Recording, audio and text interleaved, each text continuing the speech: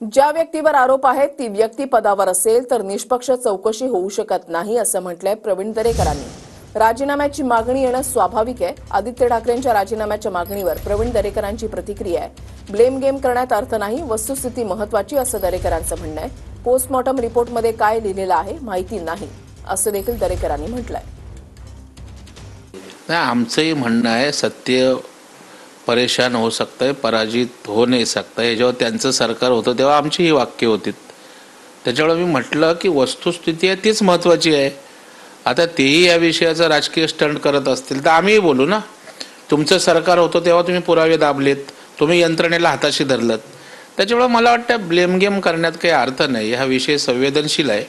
वस्तुस्थिती जी असेल, वस्तुस्थितीजन्य जे पुरावे असतील त्या आधारे जे सत्य बाहेर येईल तेच सत्य आहे। आलं का लक्षात? बाकी सत्य परेशान आहे, पराजित वगैरे सगळे डायलॉग जो तो आपल्या सोयीने मारत असतो।